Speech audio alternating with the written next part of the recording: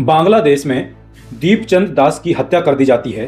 पहले उसे भीड़ फैक्ट्री से निकालती है और फैक्ट्री से निकालकर उसको इतना मारती है जब तक कि वो अधमरा नहीं हो जाता है। और अधमरा होने के बावजूद उसको पेड़ से लटकाती है। लटकाने के बाद उसको जिंदा ही जला दिया जाता है। यह है मानवता। नाराए तकवीर के नारे लगाते हुए भीड़ जो आती है और दीपचंद दास को जिंदा जला देती है। कहा यह जा रहा है कि उसने पैगंबर मोहम्मद साहब का अपमान किया था। तो भाइयों, ये लोग कुछ भी करें, पर कोई इनके विषय में एक शब्द भी नहीं बोल सकता। अगर बोलेगा तो इन्होंने दिखा दिया है उसका अंजाम यही होगा। पहले उसको मारा जाएगा और जब वो अधमरा हो जाएगा तो उसे पेड़ से लटकाकर जिंदा जला दिया जाएगा। कहां गई अब मानवता? कहां गई वो नैतिकता? नारे तकबीर, अल्लाहू अकबर के नारे लगाती हुई ये भीड़, इनको शर्म नहीं आती है? इतने हजारों की भीड़ में एक निहत्थे व्यक्ति को मार मार के उसके जिंदा जला दिया जाता है। और दुनिया की सभी बड़ी बड़ी संस्थाएं मौन बैठी हैं, उनके जुबान पर ताला लग चुका है। और सबसे बड़ी बात यह कि हम हिंदू होकर भी, भारतीय हिंदू होकर भी इस पर आवाज नहीं उठा पा रहे हैं। इतने बांग्लादेशी हिंदुस्तान में रहते हैं, हजारों करोड़ों की तादाद में। क्या एक भी बांग्लादेशी का बाल भी बांका हुआ हिंदुस्तान में? लेकिन वहां हिंदुओं का कत्लेआम हो रहा है, उनकी बहनों की इज्जत लूटी जा रही है, उनके घरों में तोड़फोड़ की जा रही है और उनको जिंदा जलाया जा रहा है। लड़कियों को उठा लिया जाता है, उनसे वेश्यावृत्ति करवाई जा रही है।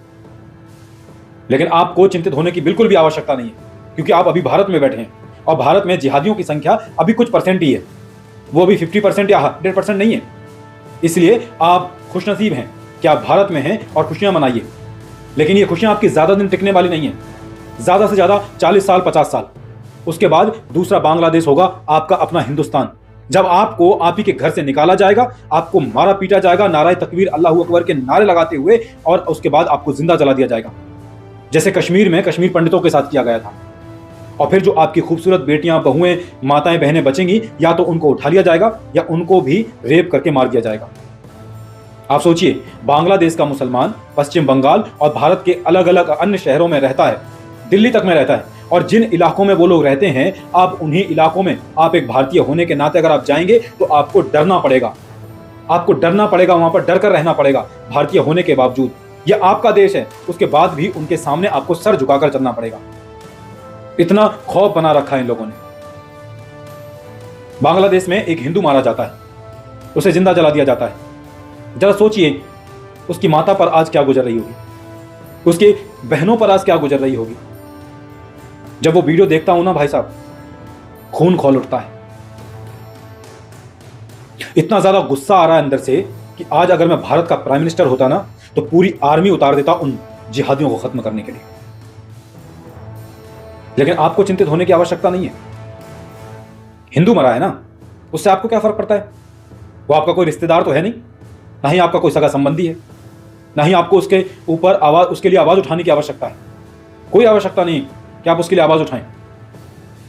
जब आप तक ये वीडियो पहुंचेगी तो आप यही कहेंगे कि आप कर भी क्या सकते हैं, आपके हाथ में है भी क्या। भारत में मुसलमान रहते हैं, बांग्लादेशी मुसलमान, अवैध रूप से। क्या आपकी इतनी हिम्मत है कि उनमें से किसी को भी आप हाथ लगा दें?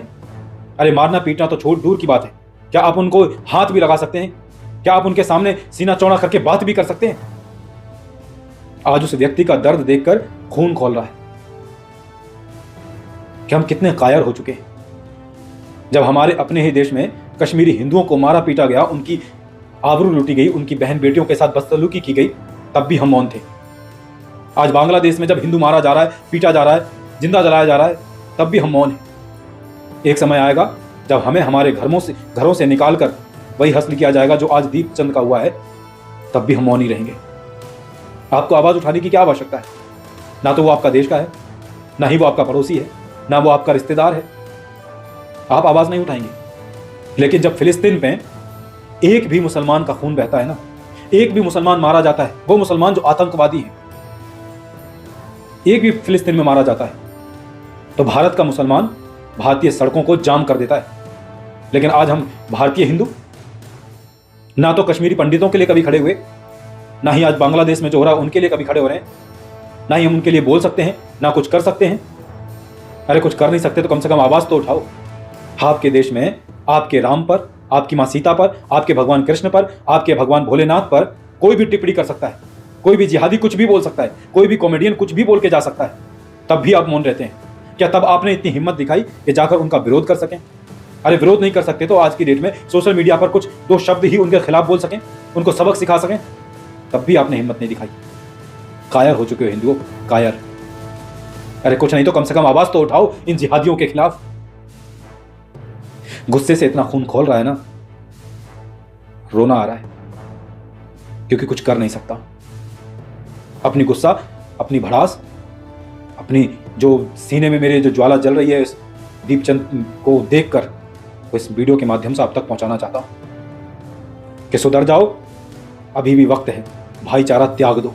हिंदू हिंदू भाई है, इस्लाम मानने वाला कोई भी आपका भाई नहीं है। अगर नहीं सुधरे तो ये लोग एक दिन आपको सुधार देंगे। क्या सोचते हैं भारत में? तो आप सुरक्षित हैं।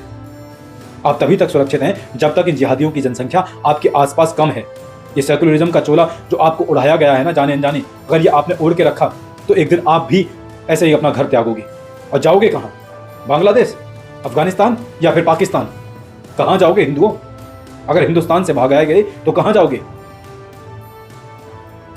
न आरएसएस, न बीजेपी, न बजरंग दल, कोई भी आपको नहीं बचा पाएगा। और शिवसेना, शिवसेना की तो बात ही मत करो, वो तो नया नया कटमुल्ला बन चुका है। और जो भीड़, जो लोग दीपचंद को मार रहे हैं ना, वहां पर हजारों की तादाद में जो भीड़ खड़ी है वो जश्न मना रही है, वीडियो बना रही है। और बांग्लादेश की पुलिस और वहां का प्रशासन सब उन जिहादियों के हाथ की कठपुतली है, क्योंकि वो खुद चाहते हैं कि वहां के हिंदुओं को मारा जाए, पीटा जाए। बताइए कहां जाएं वो हिंदू भागकर? भारत आ जाएं? क्या भारत की सरकार, भारत के नियम कानून उन्हें स्वीकार करेंगे? चैन से रहने देंगे? यहाँ पर भारत में दूसरे मुल्क का हिंदू नहीं रह सकता है। पाकिस्तान, बांग्लादेश और जो अफगानिस्तान है, इनके हिंदू भारत में नहीं रह सकते हैं, लेकिन वहां के जिहादी, मुल्ला, मौलवी, रोहिंग्या, वो सब भारत में रह सकते हैं, अपना अड्डा बना सकते हैं। उनको केजरीवाल जैसे नेता और असदुद्दीन ओवैसी जैसे नेता शरण भी देंगे, पैसा भी देंगे, लाइट भी देंगे, बिजली भी देंगे, पानी भी देंगे, राशन भी देंगे, क्योंकि उनको वोट चाहिए ना।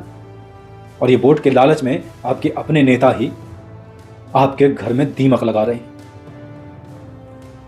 आपका भविष्य बर्बाद कर रहे हैं।